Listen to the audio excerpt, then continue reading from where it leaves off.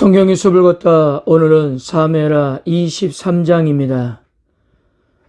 오늘 사무엘하 23장도 어제 22장에 이어 다윗의 노래가 계속되고 있습니다. 어제 22장 다윗의 노래 마지막 부분을 보면 하나님은 다윗의 왕위를 보존하셨을 뿐 아니라 열방의 으뜸이 되게 하셨다고 했어요. 원수들은 언제나 다윗보다 강했지만 그러나 하나님께서 함께 하시는 다윗을 그들은 도저히 이길 수가 없었던 것입니다. 그러면서 다윗은 이렇게 노래했어요. 22장 51절입니다. 여호와께서 그의 왕에게 큰 구원을 주시며 기름 부음 받은 자에게 인자를 베푸시며 영원하도록 다윗과 그 후손에게로다 하였더라. 앞으로 자신의 후손들에게 대한 하나님의 은혜를 간구했습니다. 오늘 23장 1절에서 7절까지 다윗의 마지막 노래 역시 여호와께서 자신과 자신의 후손들에게 허락하신 언약을 영원히 지켜달라는 것이었는데요. 이 노래는 예언적 성격을 담고 있습니다. 1절에서 이는 다윗의 마지막 말이라 해서 말은 히브리어 누움이라는 단어인데요. 주로 선포라는 의미로 예언의 말씀에 특화된 단어입니다.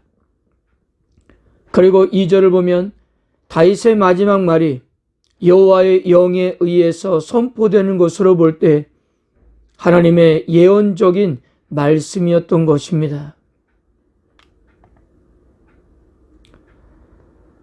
먼저 1절을 보면 다윗은 자신을 이렇게 소개하고 있습니다. 1절입니다. 이세 아들 다윗이 말하며 높이 세워진 자, 야곱의 하나님께로부터 기름 부음을 받은 자, 이스라엘의 노래 잘하는 자가 말하노라.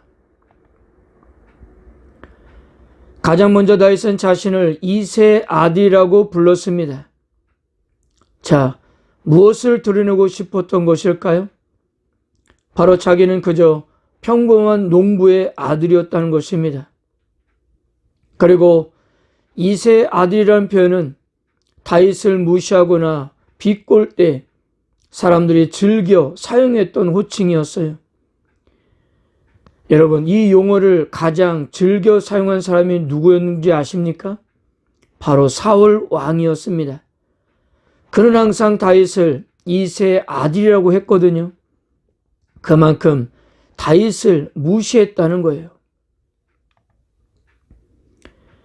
이세 아들이라는 고백 속에는 인간의 가장 평범한 삶 속에서 그래서 사람들에게 무시와 조롱을 받을 수 있는 자리라 하더라도 하나님은 그분의 일을 시작하셨다는 사실을 드러내고 있는 것입니다.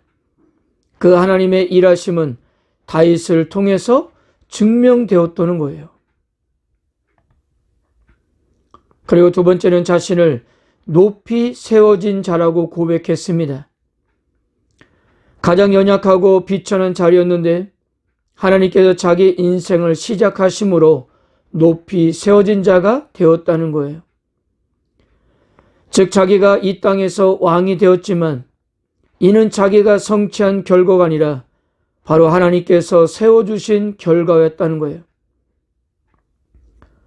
우리가 이미 사무엘상부터 다윗의 일대기를 보았지만요. 다윗은 정말 역사에 별로 빛날 그 어떤 조건이 없었다는 거죠.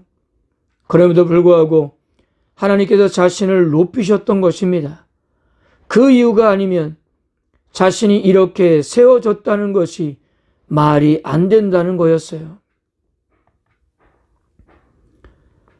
세 번째는 자신을 기름 부음 받은 자라고 소개했습니다.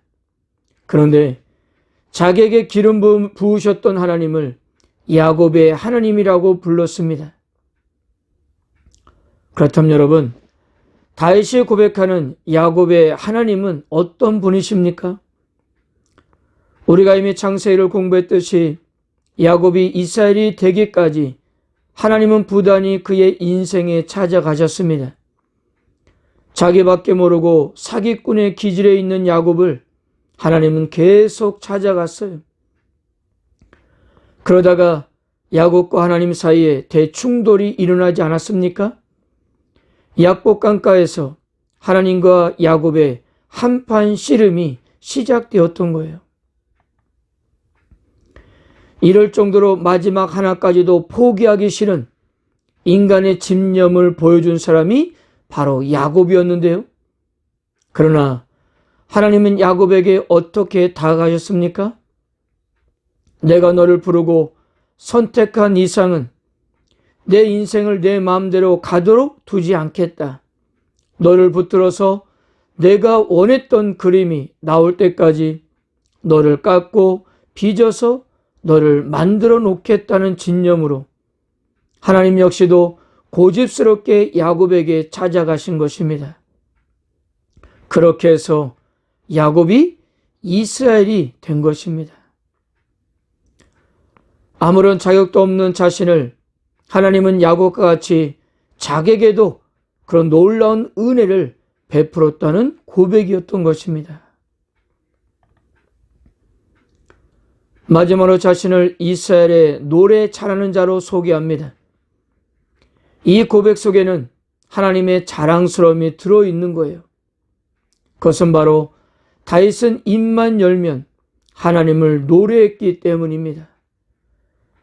시편에서 노래들을 보면 하나님의 놀라운 능력과 도우심과 구원을 무수히 경험한 다윗은 하나님을 아주 다양한 모습으로 표현했어요.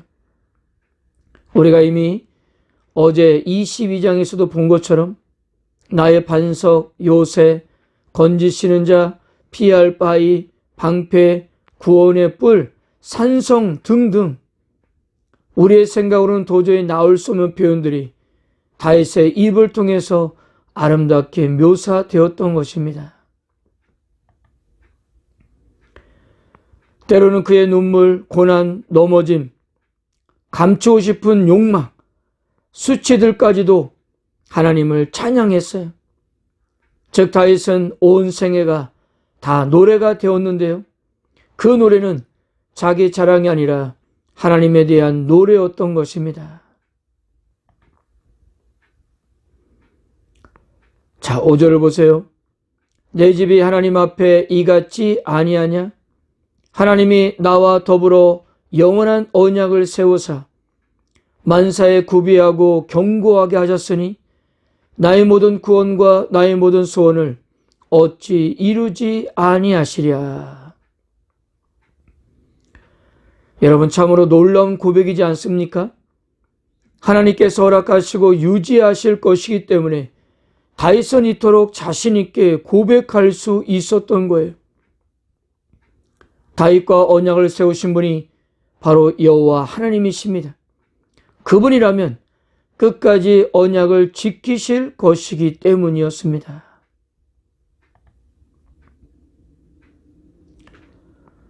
그리고 8절에서 39절까지 다윗을 도와 함께 나라를 이룬 충성스러운 용사들을 소개하고 있습니다. 다윗이 처음 사울을 피해 아둘람 굴에 있을 때부터 함께했던 그들이었습니다. 이들이 끝까지 충성을 맹세했기 때문에 다윗은 견고한 나라를 만들 수가 있었습니다. 그런데 성경 기자가 결코 놓치지 않고 강조하는 것이 이것입니다. 10절을 보세요. 그날에 여호와께서 크게 이기게 하셨으므로. 12절도요. 여호와께서 큰 구원을 이루시니라. 물론 요셉 바세벳과 엘라살과 삼마 그 외의 용사들은 모두 창술이 뛰어나면서 두려움이 없는 용사들이었습니다. 다윗이 나라를 세워가는데 이들의 이런 충성은 정말 절대적이었습니다. 그런데 이것이 다가 아니었다는 거죠. 다윗의 용사들이 이렇게 큰 승리를 이룰 수 있는 것은 그들의 능력에 있었던 것이 아니라 더 근본적인 이유는 하나님께서 그들과 함께 하셔서 이기게 하시고 큰 구원을 이루셨기에 가능했다는 것입니다. 사랑하는 성도 여러분, 하나님께서 이렇게 우리의 삶을 이루어 가신다고 한다면 그렇다면 우리가 해야 할 일이 과연 무엇일까요?